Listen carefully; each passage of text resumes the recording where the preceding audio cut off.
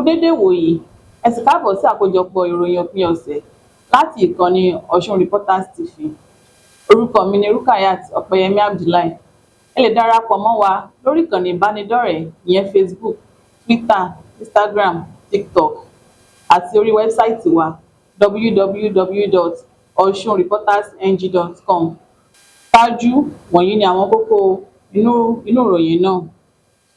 Ẹgbẹ́ òṣèlú ACORD àti APC ti ìlú Ẹdẹ fìjà pẹ́ta nínú àtúnṣe ilé ìtajà ìjọba ìbílẹ̀ Àríwá Ẹdẹ.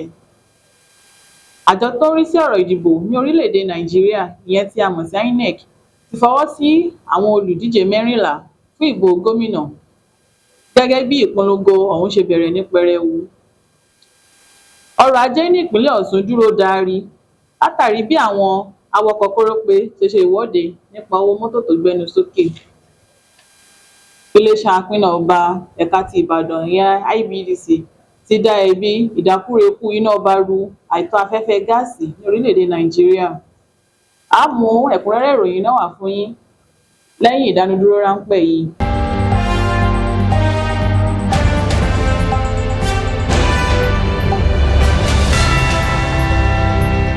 Ẹ káàbọ̀ padà. Ní báyìí, ìròyìn lẹ́kùnrẹ́rẹ́. Ìbẹ̀rùbojo bẹ́ sílẹ̀ ní ìlú Ẹdẹ nípínlẹ̀ Ọ̀ṣun látàrí bí ẹgbẹ́ òṣèlú ACORD àti APC ṣe fìjà pẹ́ta lórí ṣíṣe àtúnṣe ilé ìtajà ìjọba ìbílẹ̀ Àríwá Ẹdẹ pẹ̀lú bí àwọn agbófinró ṣe ń yin afẹ́fẹ́ tajútajú ìyẹn tí a mọ̀ sí tear gas láti fi tú àwọn èèyàn ká. Gẹ́gẹ́ bí ìjábọ̀ ṣe wí, ìjà náà wáyé látàrí gbọ́nmi sí omi òto lórí ẹni tí ó jẹ́ ojúlówó alága fún ìjọba ìbílẹ̀ Àríwá Ẹdẹ níbi tí John Elliot Adéyẹmí tó jẹ́ ẹni tó sì wà láyé ipò náà nílé ìjọba nígbà tí ẹgbẹ́ òṣèlú ACORD náà sọ pé àwọn ní ẹ̀tọ́ sí ipò alága ọ̀hún. Rògbòdìyàn ọ̀hún bẹ́ sílẹ̀ nígbà tí àwọn ọmọ ẹgbẹ́ òṣèlú APC ń ṣe ayẹyẹ àkànṣe iṣẹ́ náà, àmọ́ tí àwọn ọmọ ẹgbẹ́ ACORD fẹ̀hónú hàn wípé Adéyẹmí ò ní àṣẹ. Tìmì ti ìlú Ẹdẹ, Ọba Muniruddin Adéṣọlá Lawal dá sí ọ̀rọ̀ náà, ó sì pàṣẹ kí wọ́n dáwọ́ iṣẹ́ náà dúró kí àlàáfíà ó lè jọba. Àjọ tó ń rí sí ètò ìdìbò ní orílẹ̀-èdè Nàìjíríà ìyẹn tí a mọ̀ sí INEC ti fọwọ́ sí orúkọ ọmọoyè 14 tí yóò díje fún ipò gómìnà ní ìpínlẹ̀ yìí, eléyìí tí yóò wáyé ní ọjọ́ 15 oṣù kẹjọ ọdún 2026, lẹ́yìn tí ìpolongo ti bẹ̀rẹ̀ ní pẹrẹwu ní ọjọ́ 11 oṣù kẹta.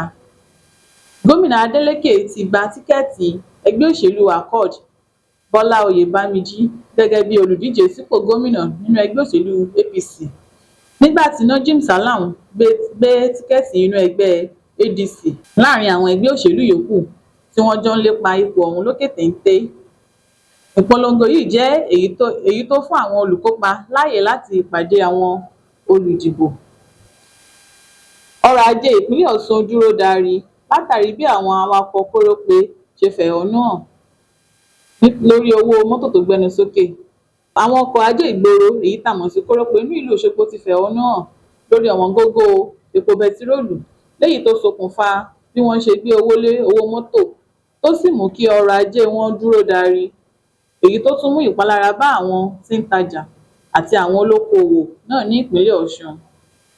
Ìfẹ̀hónúhàn ọ̀hún ti fa àìtó ìtẹ́lọ́rùn fún àwọn olùgbé tó sì kó ìpalára bá ọrọ̀ ajé ẹsẹ̀ kùkú.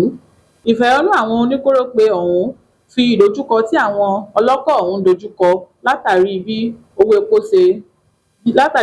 ṣe gbẹnu sókè àti ọrọ̀ ayé àwọn ènìyàn ní Ọ̀ṣun. Iléeṣẹ́ apínná ọba ẹ̀ka IBEDC ẹ̀ka ti Ìbàdàn tí a mọ̀ sí IBEDC ti dá ẹ̀bi ìdákúrekú iná ọba ru àìtó afẹ́fẹ́ gáàsì ní orílẹ̀-èdè Nàìjíríà. Iléeṣẹ́ náà pàdé àwọn alábàárà láti ṣàlàyé ọ̀rọ̀ ọ̀hún tó sì fi dá wọn lójú pé àwọn ó sa gbogbo ipá àti akitiyan wọn láti mú kí iná wà.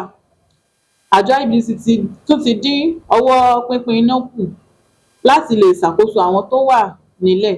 Àwọn olùgbé ìlú ti fi ìdààmú wọn hàn lórí ọ̀rọ̀ náà látàrí bó ṣe ní ìpalára lórí ọrọ̀ ajé àti ìgbé ayé àwọn ènìyàn náà.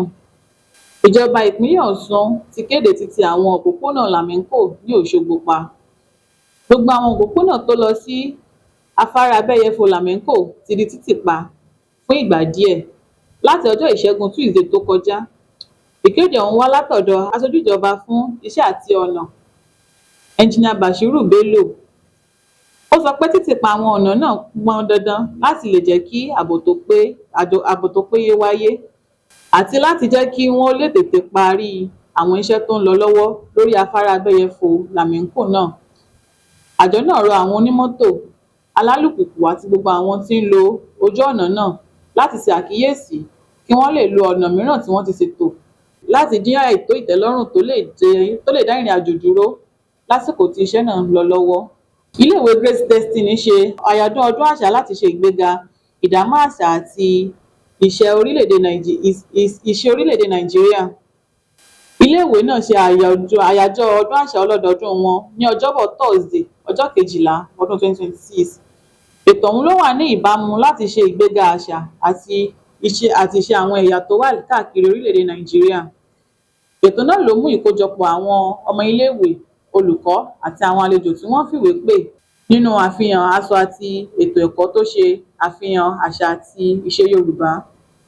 Olùdarí ilé ẹ̀kọ́ náà, Rájí Wàsíù Ọlálékan, sọ̀rọ̀ pẹ̀lú oníròyìn Ọ̀ṣun Reporters níbi ayẹyẹ náà. Ẹ jẹ́ kí a gbọ́ ohun tí wọ́n sọ. Ohun tí àṣà yìí tó ní ṣe pẹ̀lú ẹ̀kọ́ wa náà ni wípé tí a bá fẹ́ kí ẹ̀kọ́ yí ọmọ dáadáa, àbí ká so ẹ̀kọ́ òde òní ká so mọ́ àṣà. Tí a bá so ẹ̀kọ́ yẹn mọ́ àṣà, kò sí bí ó ṣe ní mẹ́hẹ̀. Òun ló fà á tó jẹ́ wípé ọmọ lè mọ nǹkan, àmọ́ kó lè mọ nǹkan yẹn kó lè mọ̀ dúdú dáadáa, àbí ká so mọ́ àṣà wa. Èyí ni òpin àkójọpọ̀ ìròyìn òpin ọ̀sẹ̀ láti ìkànnì Ọ̀ṣun Reporters TV. Orúkọ mi ni Rukayat Ọpẹ́yẹmí Abdullahi. Ẹ ṣeun tẹ́ ń wò wá.